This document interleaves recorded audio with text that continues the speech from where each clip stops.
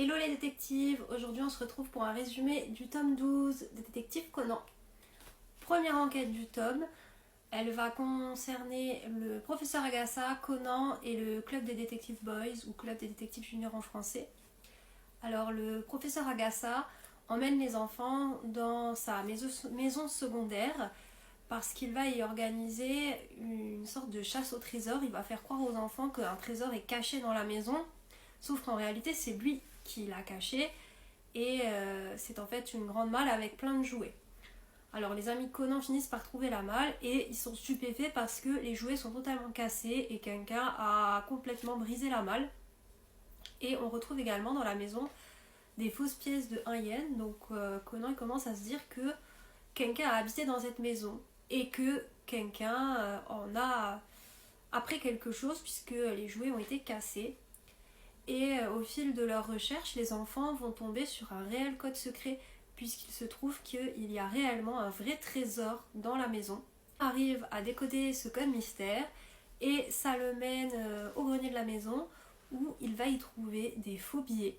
Et c'est à ce moment-là qu'un bandit surgit, c'est le monsieur qui avait brisé le coffre à jouets en leur indiquant que ce qu'il cherchait c'était les faux billets. Et puis bon, tout se résout puisque il est mis hors d'état de nuire et Conan et ses amis appellent la police.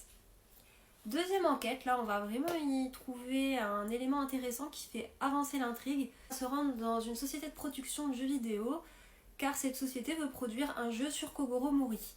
Alors déjà en arrivant, il voit qu'il y a des gros conflits entre les membres de la société et il va voir un grand mystérieux tout habillé de noir, alors il va le suivre. Et ce monsieur passe un coup de fil et dans son coup de fil, il y annonce les pseudos Gin et Vodka qui sont les pseudos des hommes en noir et il parle d'un certain Tequila. Donc on apprend qu'un des hommes en noir, on ne sait pas qui, se surnomme Tequila. Ce monsieur va aller aux toilettes et manque de peau et va y avoir une explosion et il va décéder dans l'explosion. Il faut savoir que c'était pas lui la cible de cette explosion, c'était une histoire avec un échange de mallettes, de vengeance, etc. Et donc Conan il va apprendre que ce grand monsieur mystérieux il donnait toujours rendez-vous dans un bar café en haut d'une tour.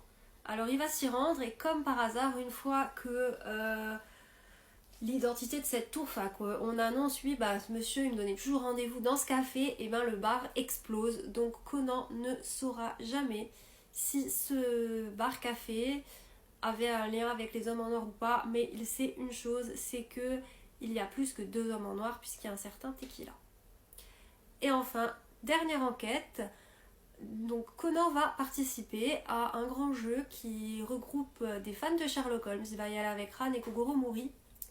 Et lors de ce grand jeu, ils sont dans une maison et l'organisateur du jeu va leur faire remplir un questionnaire en lien avec Sherlock Holmes. Et sur les lieux du jeu, il va y recroiser Eiji qui était là parce qu'il pensait qu'il allait potentiellement y croiser Shinichi, puisque Shinichi est un grand fan de Conan. Et je vous rappelle que pour l'instant, Eiji n'est pas au courant que Conan et Shinichi sont la même personne. Alors Eiji il a quand même des doutes sur Conan, il se dit ouais ce petit là, il résonne comme Shinichi, il y a des ressemblances un peu bizarres.